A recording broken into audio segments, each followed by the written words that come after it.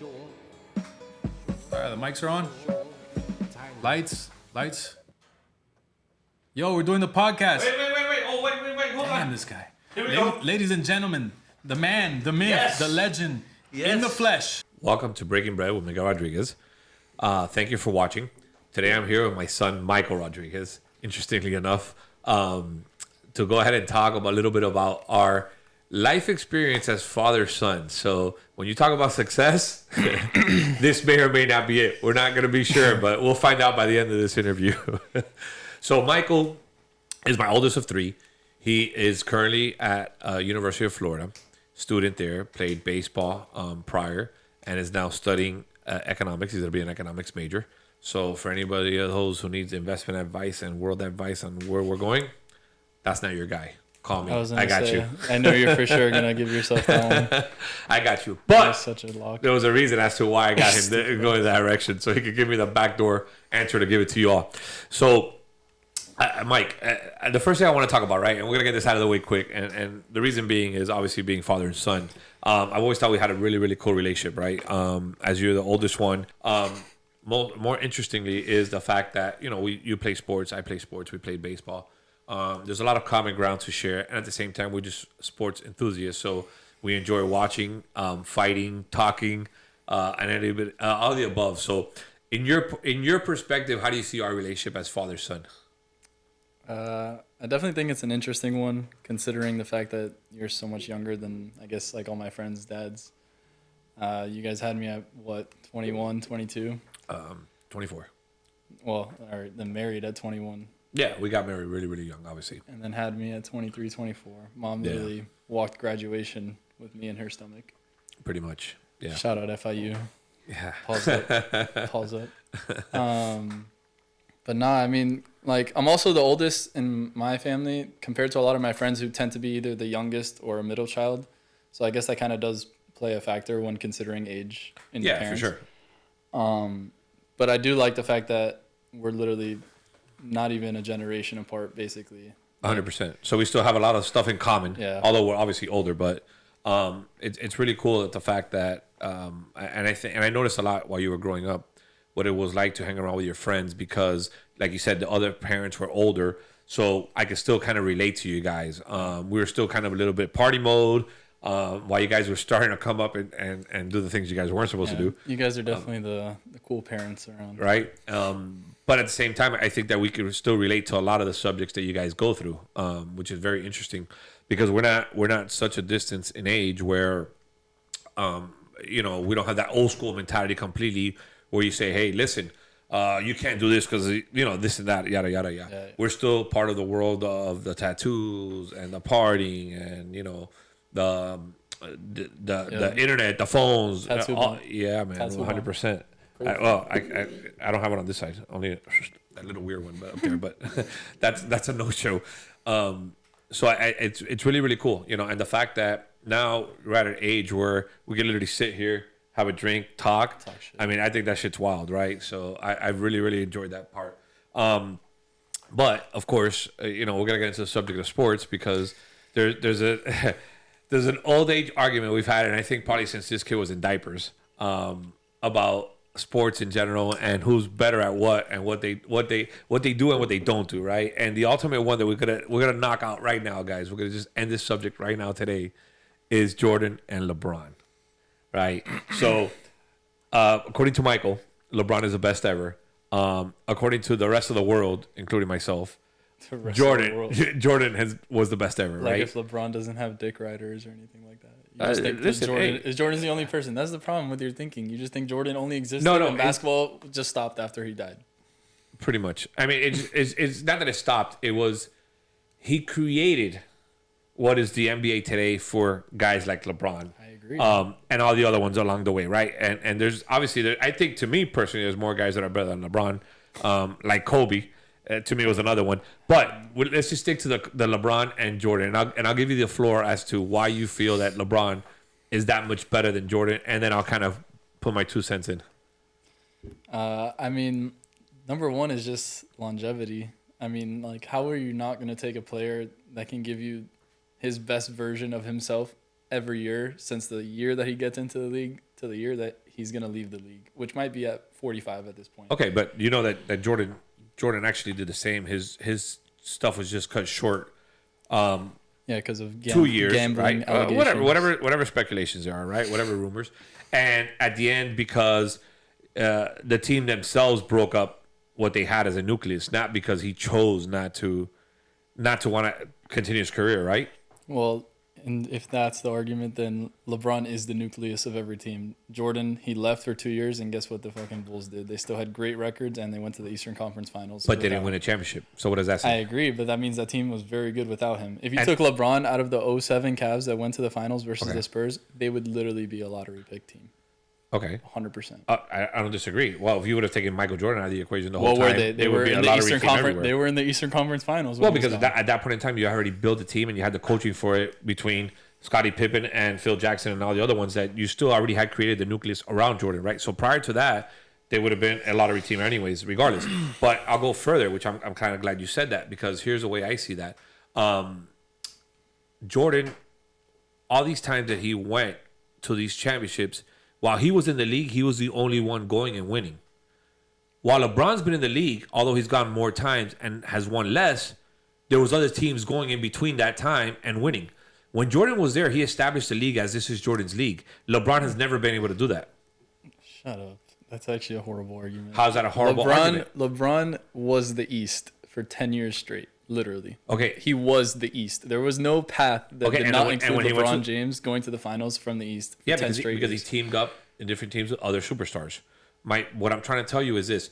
While LeBron was coming in and out of that, other teams were going as well, just like the Warriors came about, Boston came about, so on and so forth. So there's other teams that have gone up while he was there. When Jordan was there, it was no matter what was going to be the Bulls and then whoever came from the West. There was never let me go team up with somebody else.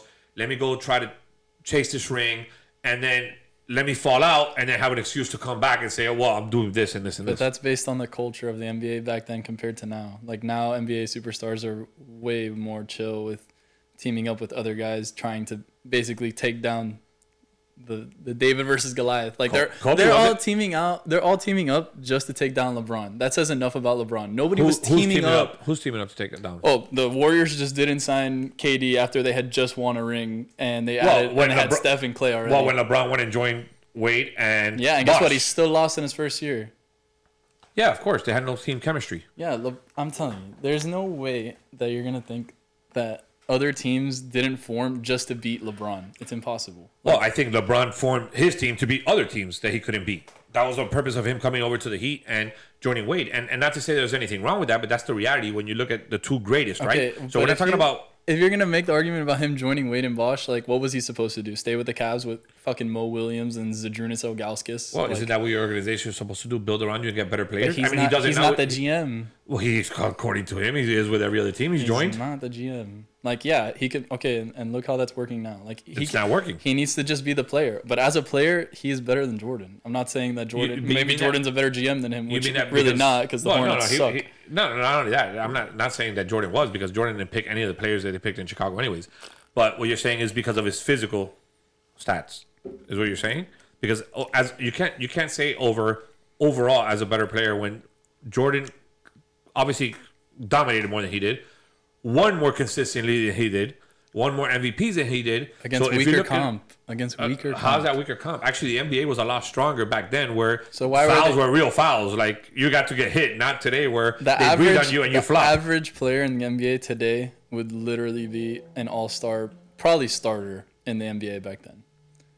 Well, because the skill is just out of control. Okay, but that's like anything else. If Jordan would have played against, Jordan would play now, the older generations, the world champion and stuff like that, he would have scored 200 points. It works the same way. So imagine if you dropped LeBron back then. LeBron would average like 45. Well, the only biggest difference I'm going to tell you that I don't agree with that is only for the reason of the physicality of the game. It's changed a lot, right? He's a train. He is 6'8" I don't disagree. 250 pounds. I don't disagree with that. Whoever the fuck is in the paint. 100%. Body-wise, as a physical specimen, yes, he is by far, I would say, the best or the biggest difference I've seen in any league. Mentally, and the way the game was played back then with the hard fouls, I don't think LeBron would have survived guys like Charles Oakley, guys like Larry Johnson, guys like Patrick Ewing, guys like Alonzo Mourning, guys that used to. It wasn't that they were hackers. It was more that you had to earn your points in the paint that you don't have to do today. Nowadays, these guys, like I said, yes, they're way more athletic. There's no doubt about it. They're also shooting three-pointers from half court, which they didn't do way before. But to drive it to the basket's a little easier where nobody really can foul you. So the fact of you being, look, ask Shaq, who was a guy who got hacked constantly. Matter of fact, they had to hack a Shaq. It was down literally to a saying, and only because he couldn't shoot a free throw. But the reality is that the game changed a lot more when they came around. And I think that that's why they give LeBron credit. And the truth is, when you talk about alphas, Jordan was the ultimate alpha compared to LeBron. There's just no way. That has nothing to do with play on the court. Well, it does because you lead a team a certain way. Absolutely. So to So leading your team to 10 straight finals or 9 straight finals is an alpha. No, I think it's great. I think you're just more skilled than everybody else on the floor at that point in time. Pretty alpha, if you ask me. No, that just means you have a good team around you. That doesn't make you an alpha. You would have won 10 for 10. If Jordan never retired, Jordan would have won 8 in a row. I mean, yeah, but that's a whole And that's a whole what if situation. So if that would have happened, would you have said he was the GOAT then? I mean, 8 in a row, maybe. Maybe. Shit, what does it take? 25? I mean, it's just like what was he doing? Like LeBron's standard, basically, when he's on a literal like decent team, it doesn't even have to be that good. His standard is going to the NBA Finals. Jordan's standard when he was not in the NBA Finals was getting bounced in the second round by the Pistons. That was at the beginning. Once they learned to overcome that, that was the end of that story. And then what happened when he was done with the second three-peat? He retired and came back, and he was a trash bin. The guy was 45 years old at that point in time. And what is LeBron? He had LeBron's a spring chicken? No, but he's 38. But LeBron never stopped playing. LeBron's been playing the whole time. If Jordan never had stopped playing... Okay, back to my argument about longevity. Well, no, because it wasn't that Jordan was hurt. It was that Jordan was forced out for different circumstances. One, what he had, and two, because the team was all right, then that's not alpha if the NBA can just force you out. You think the NBA could force LeBron James out of the fucking league right now? It wasn't. No, hold on. It wasn't forced out. You just said it was. He was forced out as to breaking up the team from Jerry Reisdorf, as opposed to he didn't want to play for somebody else. His pride was too big. Jordan could have gone to the Lakers still at the time. They had a great team. Jordan could have joined Larry Bird and the Celtics at the time. They had a great team. Jordan could have joined Allen Iverson with the Sixers and had a great team. Jordan could have, matter of fact, he could have joined the Spurs with David Robinson and Tim Duncan and those guys. Jordan could have gone to any other team and still would have won as many championships as he wanted, regardless. The same thing that LeBron's done. The only difference is he chose not to. He chose to retire than to continue to do that outside of the Bulls organization. That's the only difference. But as a player, as highlights, as toughness, mentally, as a winner, Jordan's still the best. Actually, even the shoe games, Jordan's still the best. LeBron, nobody buys LeBron's shoes. The shoes, obviously. Well, no, his new ones are nice, though. They're dope. I'm not saying no, but they're not Jordans. And they'll never be Jordans. Yeah, yes, they will. When he retires and like people are like, oh, bro, LeBron's not in the league anymore. I'm going to cop his shoes. They're going to retro them, and then people are going to... They're already starting to retro his 1s and 2s and 3s. Yeah. Like, eventually, those are going to start selling just as much. You will wait outside the line for LeBron's over Jordans? No, but that's because of resale purposes, not because like. Okay, how do you think that happened? The guy sucked. That would never happen. If one was better than the other, it would never have happened that way. No, I just think LeBron shoes are really bulky and they're made to him. Like Jordan shoes are way more like finesse and they look nice, whatever. Yeah, all the ones are uncomfortable shit. Okay, but they're basketball shoes. They're not dressing shoes. None of them are. You use them as dressing shoes now, but who was playing? That's the fashion. Why would LeBron make shoes that look better if he's not going to play well in them? He's making shoes that are tailored to him that are going to help his performance. Not, I'm going to make these nice shoes because they're going to sell more. Oh, but I don't think that Jordan did that either. I think that Jordan wore the shoes that he played with. What do you mean? He said his first ones. He said the ones after when he wore them again later on in his last game at Madison Square Garden. He said those are the worst shoes I've ever put on in my life. Yeah, but he wore them for years. And he was bleeding through his feet. Well, because technology, again, gets advanced now with LeBron compared to what Jordan did. It's kind of what Kobe did with his shoes. They were meant for him to play better and have more longevity within his legs, knees, whatever, compared to what Jordan was. But that's what Jordan has. So Jordan wasn't a fashion statement. Jordan made it a fashion statement because of his play, where everybody wanted to be the Michael Jordan, including all these guys who grew up wanting to emulate what Michael was. I just think it's more impressive also the fact that LeBron came in with so much expectation and he's exceeded expectations. I agree with that. There's there's never been somebody as hyped as him coming into the NBA. Except for the new kid that's coming out now. Oh, Bbwmr. Yeah. He's nasty. Yeah, they're saying that he's going to be exceeding even that. But then again, we'll wait and see because they said the same thing about Zion and that hasn't worked out to what they thought it was going to be. I mean, for the time that Zion's been on the floor, he has exceeded. But let me tell you this, Kobe had the same expectations, and he got. I mean, not at the level of LeBron, and I get it, and I think that Kobe, just like Kevin Garnett, are guys that woke up a lot of the high school stuff back then and gave these guys the same platform. But yeah, LeBron as a hype definitely was the most hyped up guy who's come into the league and has been able to sustain or pass what they expected out of the guy. That part I agree on LeBron. He literally killed the game on that part. Okay, when you say alpha mentality, LeBron literally had the entire world watching him since he was 16 years old. Michael Jordan did not make the basketball team when he was 16 years old. Agreed. But the difference I say to that is LeBron is a physical specimen that Jordan never was. No. Right? By no means. So what I mean by alpha is not just you can't determine that based off body type because that's a gift that's given by God. That's not something he built. Yo, we need to pause first. We didn't even cheers, and we're father and son. That's true. That's pretty fucked up. You know what? But we can always cheers at the end of the show. But we'll cheers again now. So to continue the conversation, guys, he was right. So for that one, because LeBron's party sucks. But anyways, going towards and we've spoken about this even in baseball, right? If you throw 100, that's a God's gift. Yeah. Right? If you run a 4.2, that's God's gift. At this point, it's becoming less and less for the 100. Yeah, and God created better humans throughout the time. He didn't give it to us, but he gave it to others. God's on NPC mode right now. Hey, listen, he's advancing the same way. You know, part of technology is the good Lord's advancement. But on that aspect, I don't call that an alpha. I mean alpha is to the fact that is feared. You're gonna take the shot. You want the ball all the time. I think now as LeBron has gotten more comfortable later on in his career, yes, he's done that. But a lot of times throughout his career, he didn't want that. He would dish it off, and everybody look around saying, "Wait a second, you're the best player by far on the team. Why would you even dish it off? You're the guy who could get to the basket quickest. You're the guy who could hit a 3-point. Your overall game is a lot better than 90% of these people." But that's what makes him better than Jordan. Jordan always was the guy that had to take the shot. Unlike other than that one that he fucking dished out. Because of the belief that he had in himself and that everybody else had around him. Because you can't say that Scottie Pippen wasn't good enough to take the shot. But sometimes, what do you mean? Scottie Pippen can't shoot. Scottie Pippen can't shoot? Not from like extended mid-range.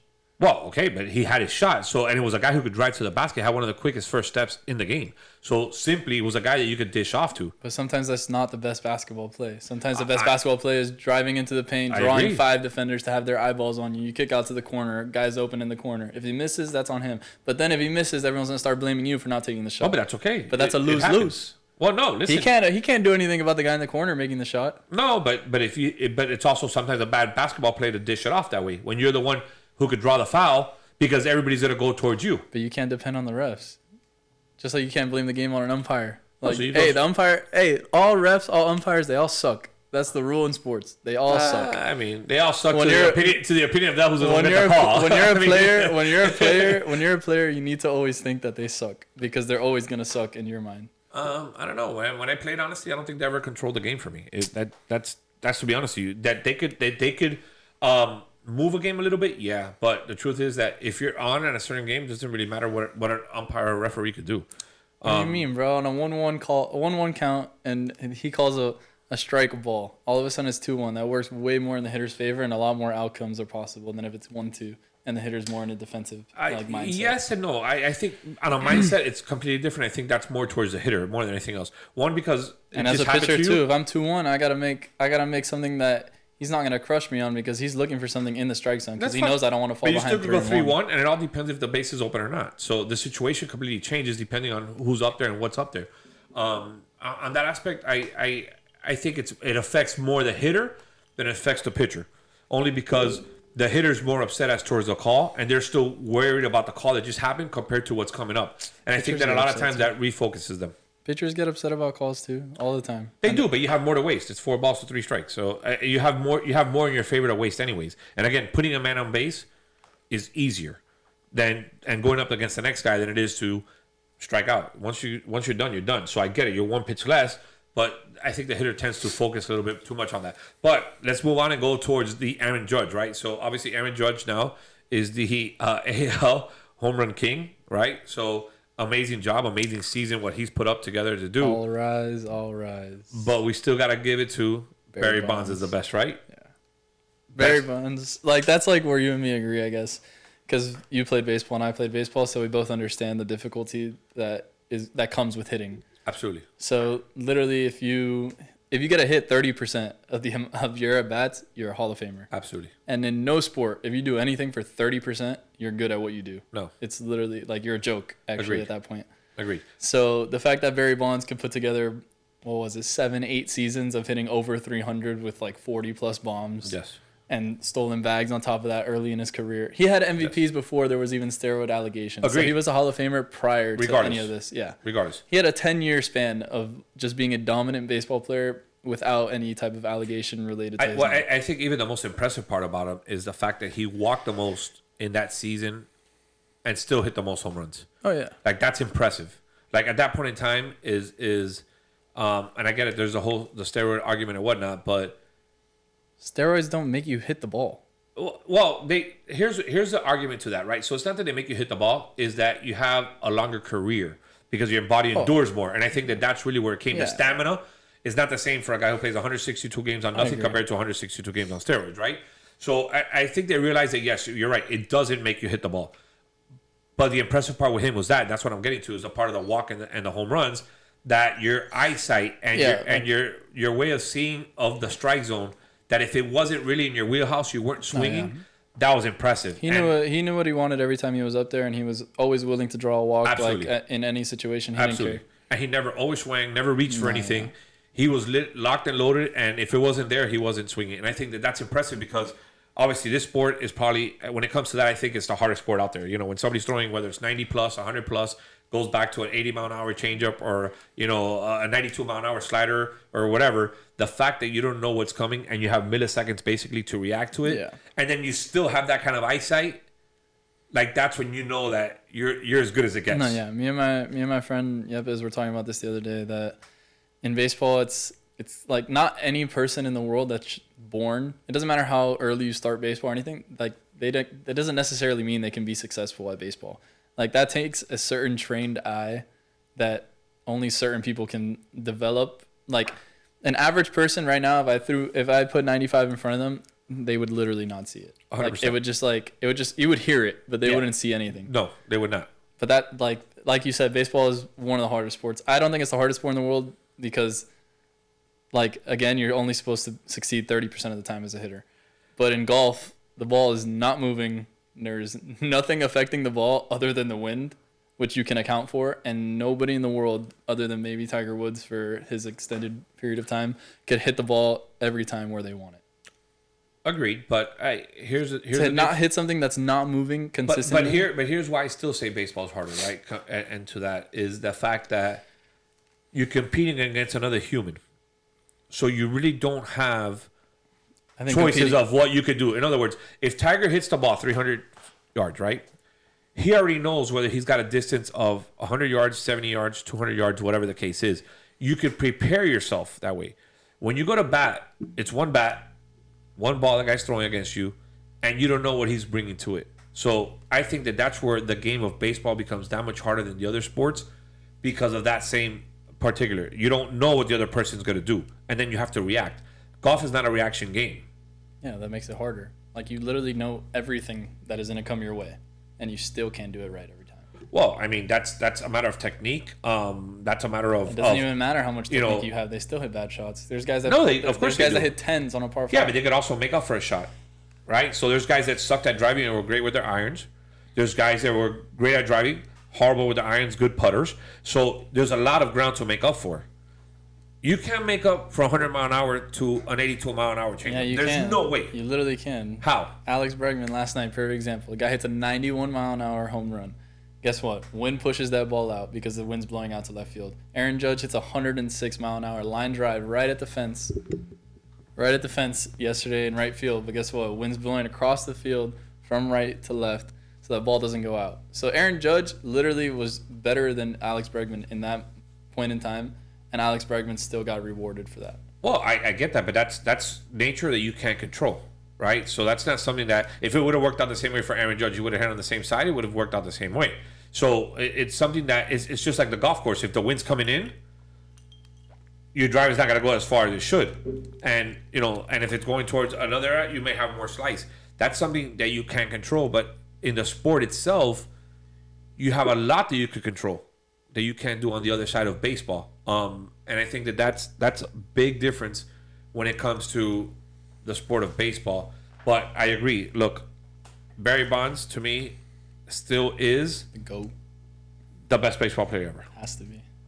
by far. I mean, there's not even a question. I mean, you could throw like that Hank game. Aaron in that conversation, I guess, with him I know, but then we go back to the for the competition. to the level. competition levels, right? I So there's no way that these guys were back then. The body types, the speed, the pitching, the understanding of watching players, knowing what to throw. I think that changed the game. So on that aspect, yes, you give Hank Aaron a ton of credit. Like you give Babe Ruth, you give Mickey Mantle.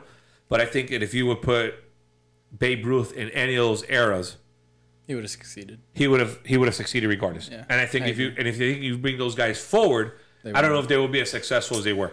Babe Ruth would literally be a clown in the MLB today. He wouldn't even be in the MLB. He would just be some random guy that maybe delivers my Amazon packages.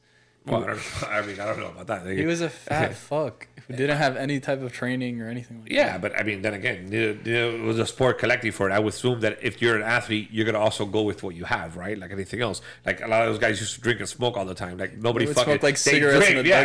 dugout. You don't see the pitcher come off the mound and go fucking smoke a 6-pack. Like that shit doesn't work like that anymore. But again, that's part of technology where you start advancing and start saying, hey, listen, this is what your body needs. And I don't think that they had at the time. So even with what they have, you also have to give credit because you still did fucking stupid numbers that people still try to catch up to today on. Yeah. So you got to give credit I on mean, that part 60 too. home runs, Babe Ruth. Like it's a big deal It's if phenomenal. anybody hits like 60. And there's a guy who did what Shohei Ohtani does nowadays, and that was way back when. This guy used to pitch and used to hit.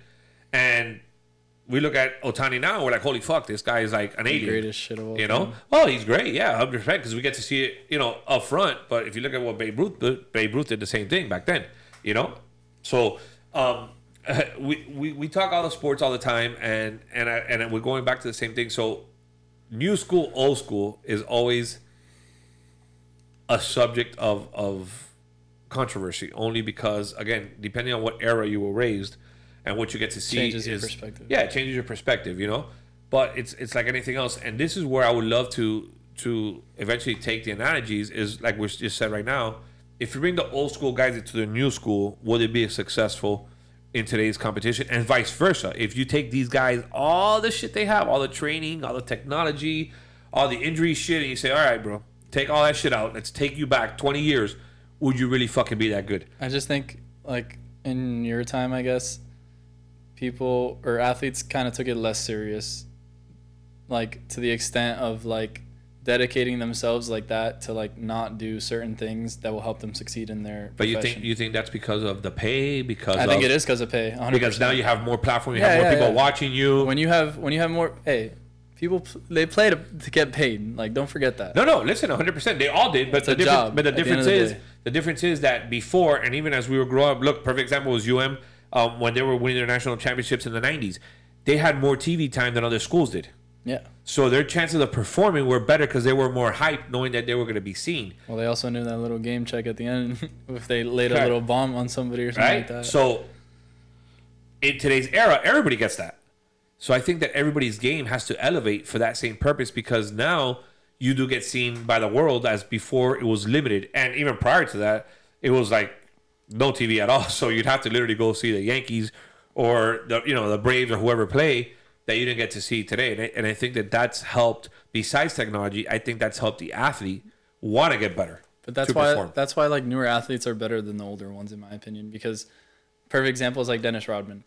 Dennis Rodman was like a circus in the NBA. Yeah, 100%. But he was a great fucking defensive player. No, the guy on the court, he did his job. But I'm saying outside of that, like if any person in the NBA that is not named LeBron James or like Kevin Durant, maybe Steph Curry, if anyone acts how he acts outside of the NBA, they would not be on a team.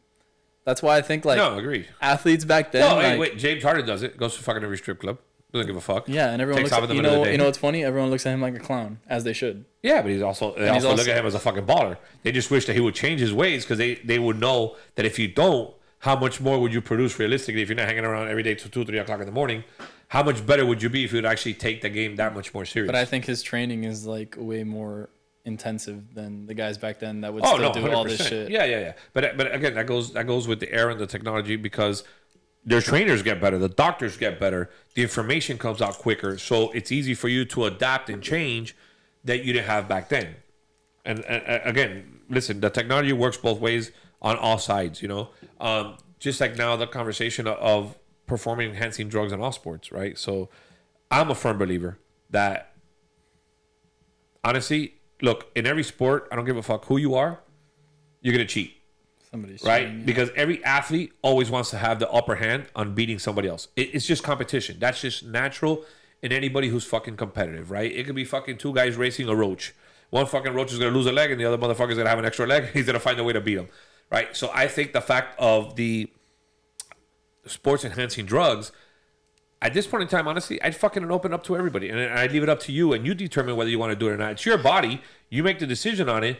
But understand that if you don't, they're going to find something else to do regardless. And here's a perfect example. Baseball now struggles with they want more home runs and they want to speed up the game and they want to do this. But when the Maguires were fucking hitting 60, 70 bombs, the Sammy Sosas were hitting 60, 70 bombs, they were fucking hitting them out of the stadiums in home run derbies, everybody wanted to go. They stopped that and now they're trying to figure out how to excite the game. And the reality is that fucking steroids was there. It was right in front of them. I mean, I just think the only way that gets solved, like the excitement, well, baseball, like for this sake of the argument, because right now they're trying to get more fans and the new generation, whatever, to be interested in baseball. Yeah, because it's boring. Fucking nobody hits home runs. Now Judge, because he did it, so they make a huge fiasco about it, which is fine. He well deserved on his part. But the reality is that wouldn't it be fucking great to have Judge on one side and let's say Manny Machado, just per se, and I'm just saying Manny, not to say that Manny does anything by no means, but a guy like that on the other side who's another jacked up dude hitting another fucking 60 bombs, and now it becomes a competition, a race. It's just like it happened when Sammy Sosa was doing it and Barry Bonds and these guys, and it makes it more exciting because now it's not only about home runs, now it's also competition between each other. To have one guy hit 60 and everybody else hit 40, not to say that 40 is a shit number by no means. It's a fucking heck of a number, but I think it excites the game a little bit more when even the top levels are competing, and I don't think you get that, and I think that's one of the reasons why baseball is dying as a fan, not as us, because we love to study it, we enjoy it, we watch it differently, but as a fan because we want to see the 1-0 game. We love that shit. But for the average person, do you want to fucking sit there 9 innings and see no fucking no? I say that to everybody. I say baseball's boring. I say baseball's boring because you didn't play it. Yeah, 100%. Like like you and said, especially since we were pitchers, like you and me think a 1-0 game is like It's beautiful. It's awesome. fucking. It's an art. It's amazing. I would love to see it. It's really fun to watch. Same thing with a no hitter. Same thing with a perfect game. That shit's amazing. Those things are exciting. That's us. But for the average fan, and when you're trying to pack up 30, 40, 50,000 fans, I mean, listen, they've gone from fucking putting slides in fucking things. They've gone from putting clubs. They've tried everything, but they're missing the one point, which is who you're gonna go see and what you're gonna go see. Basketball has dunks constantly, alley-oops. Yeah, okay. Football has a fucking hard hit, They have an highlights. interception, a touchdown. There's no highlights in baseball. It just takes a long time to get to a highlight, and that's why people don't really like baseball that much, because they're used to they're really like used to this, like the instant gratification. Correct, but here's the thing. Oh, I want to turn on the game and I want to see something happen right now. Yeah, Like, agreed. That's not how baseball works. I know, but even their mentality is still old if you think about it. They make the bases bigger next year, right? Mm-hmm. Okay, so what do you really want to see? 50 fucking steals? Like, does it really matter? Because something's happening. What's happening? They want somebody running. If a guy gets on first, a walk, hit, whatever, it doesn't matter. They want to see like action. So what's more exciting, 70 home runs or 50 steals? I think both, because they're both going to be a thing now. Well, Because no, now they're there's not. not going to be a shift. So guys are going to be more loose at the plate. They're going to do their own thing, be pull hitters. They're going to hit more bombs. You're going to see Rizzo, a guy who's like 220, 230 now with the shift. He'll bump that shit up to like 250, 260. Well, yeah, but that's average. That doesn't mean you're going to hit more home runs. Yes, it does, because they're going to be looser at the plate. They don't have to worry about like, damn, if I pull this ball, I'm probably going to get out. So does that just make you worse hitters nowadays that they can't, No, they can't take the ball the opposite field? I personally hate that argument that there should be no shift. Like if you can't hit the ball to all sides of the field. Wait, isn't a shift cheating the same way as steroids? No. I mean, of course it is. It's No, it's technology where now you have an advancement over another team to say, hey, let's put these people this way because this is what happens. If you don't have that access, right? So let's say they take away the technology of it and they say, okay, this is by what you got to go through because Major League Baseball has been around forever, right? And you say, okay, this is the regular game. You don't have the technology to say, hey, 90% of the stuff he hits is this way. Let's move everybody here. Because if they would have done it before. And technology has said, okay, this guy's a pull hitter. But that's not 90% of the cheating, time. considering that every team has the same information that they can use. Well, if everybody fucking uses steroids or has the option Well, to that's use what it, I was wouldn't gonna it be the say. same? You never let me get to that point Oh, about steroids. okay. I was gonna say that steroids need to be one way or the other. Steroids need to just be completely allowed, and it's at the discretion of the player. Absolutely. If they want to take it, because whatever, if it affects your body, like you're taking that risk, just like anything else in life. Absolutely. Plus, you want to see them play more. So It does if it keep helps them- you on the injury yeah. part of it and gives you longevity throughout a season, endurance, why the fuck would you not want to see that? I don't want to go to a game where, because a lot of times whether you buy season tickets or you pay for a game, the guy's hurt and not playing. Like, damn, you kind of fucked up my game because as a fan, that's what I went to go see. Yeah. Now this guy's hurt, and I think the point of the steroids is, especially in today's, listen, again, back to today's technology, even the doctors, everything's more advanced. I think even then it will be safer nowadays compared to what we didn't know back then, because once you make it legal, now you have medicine behind it. So it's not only technology. Now you have these guys being looked at, checked at, cared for compared to what they weren't before. It was kind of take it at your own risk and hope that it works, right? And it worked obviously better for some than others.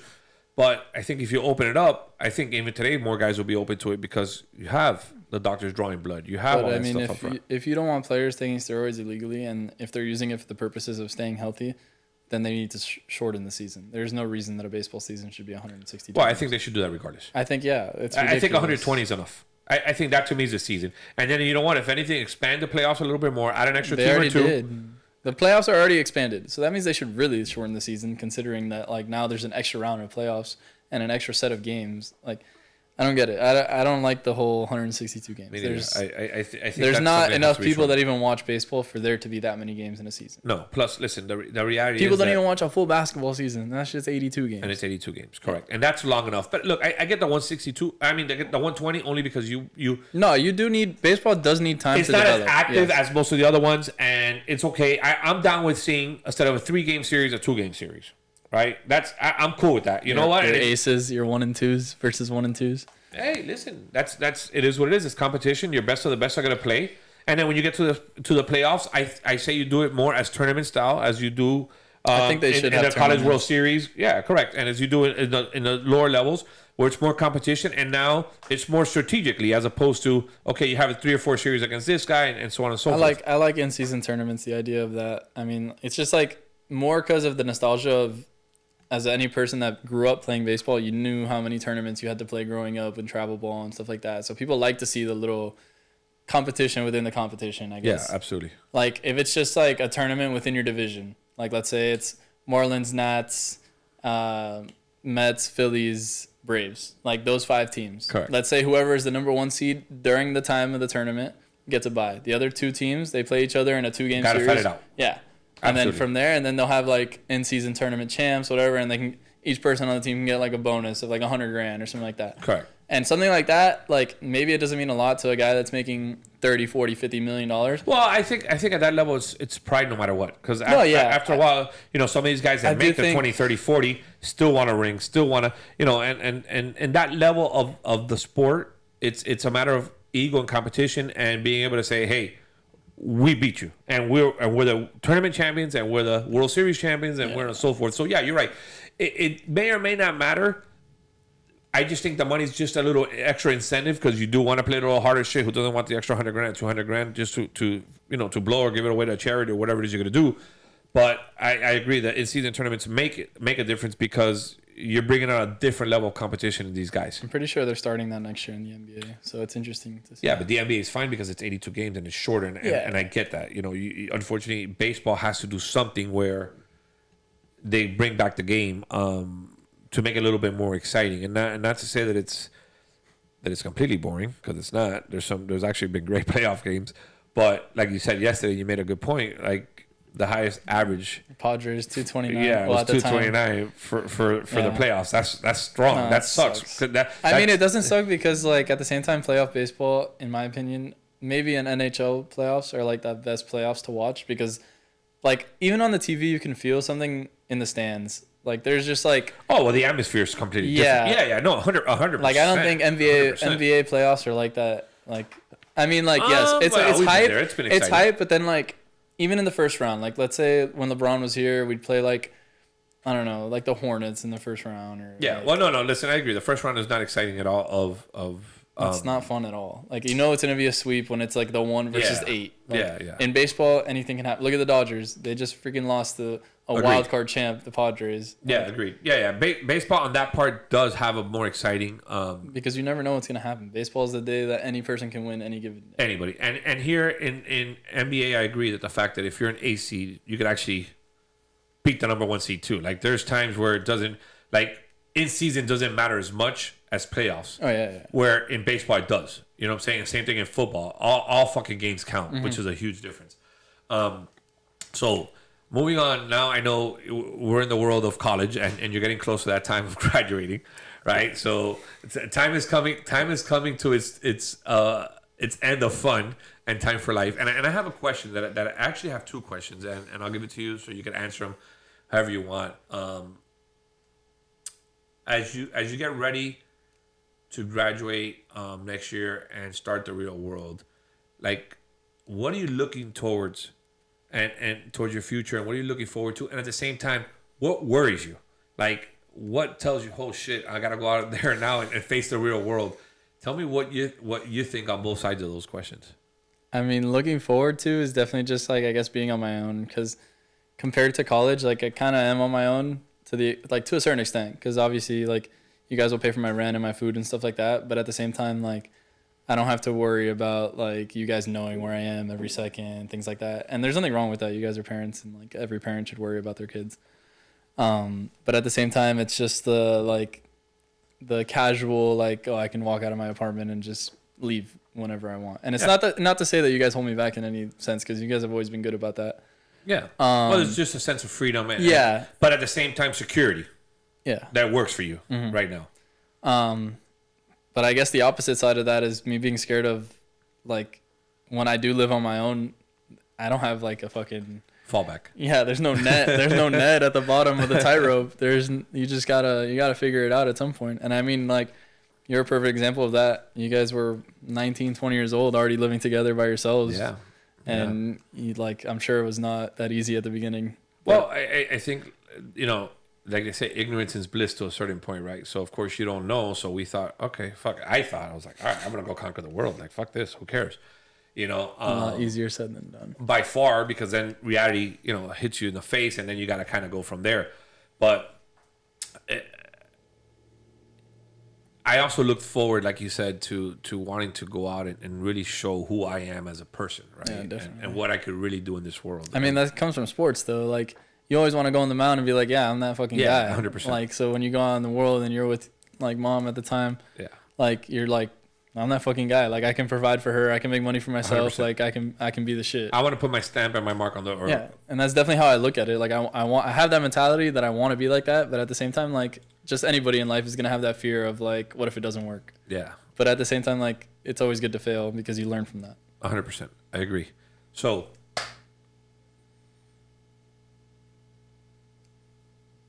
Solid question. yeah, it doesn't matter. Bush will fix this after. All right. So, on that same subject, when it comes to success, how would you define it if now you go out into the real world, if you could find yourself a certain way or describe what you think that it would be for you, what would you say success would look like?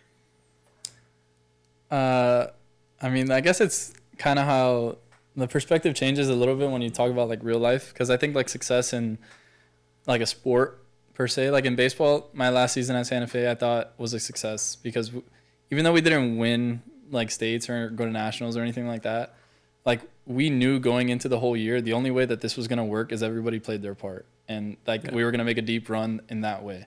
So not necessarily like me pitching the best every game or whatever like that, but you got to pick up your teammates. Like, you got to do things like that. So I guess there's success within failure. True. So in that aspect, I think success is knowing your role and knowing what the goal is as a whole and trying to accomplish that. And maybe you fall short sometimes, but you know if you put your best foot forward, then there's no complaints. Yeah, and the fact you got to give it your all the time. Yeah, there's no half-assing. Yeah, you know you're doing your part, no matter what, whether the outcome comes out in your favor or not. And eventually it will. The more you give it in, I think the success part about it is the fact that you know you did everything for you, like you said, on your role, whatever that may be, to say I gave it all while I was here. Right? But in life, how you're asking, I guess, is a little different. I would determine success in life as number one, to whatever you can control, I guess, the health of your family. Yeah. Like, if you can have a healthy family and always have your loved ones around you, then that's a success in itself. Nice. Okay. At the same time, you also want to have enough to provide for those who depend on you. So let's say it's your wife and kids at that time. Like, maybe you don't have enough to take yourself on a vacation whenever you want, but your kids want to go to a certain school, you can pay for that. Your kids want to eat whenever they want, you can pay for that. Like, there's no like, oh, your kid wants a toy at Toys R Us or some shit like that. There's not even a question, you'd buy it for him. Correct. I think that's success, because you know that's going to bring like a joy to someone else that you really don't even care to bring. Like, it doesn't even, the joy is when you give it to someone else. Absolutely. And you see it on their face. Absolutely. I agree with that 100%. Like, I'm way more of a giver than a taker. So am I. And I love when I do something for someone else and like I know it actually meant something to them, and then they can like reciprocate. No, that and knowing that you guys will be okay. Yeah. And I think that's huge as a family and as a father. Like you kind of just stated, the fact that you know that those who depend on you will be okay. Yeah. And I think that that's huge, and that you give them the opportunity to also put themselves in a situation to succeed later on in life, because they don't have those pressures and they don't have those downfalls that we're fortunate to have, that not everybody has. So yes, I agree with you on that part of success, and I'm glad that you said that, and I'm actually look forward to it. So it's going to be pretty interesting. We also want to announce, and I know they don't want me to say this, but we're going to.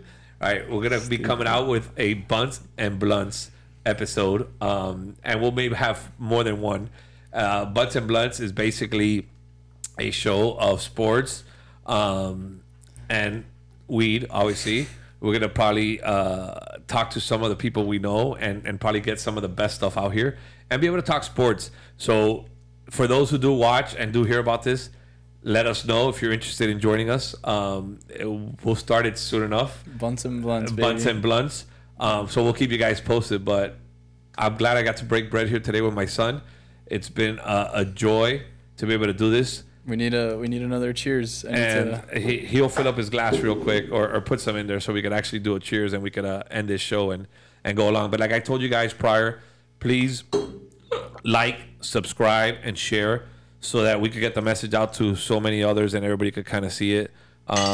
We thank you always for watching, and thank you for breaking bread. Cheers. Cheers.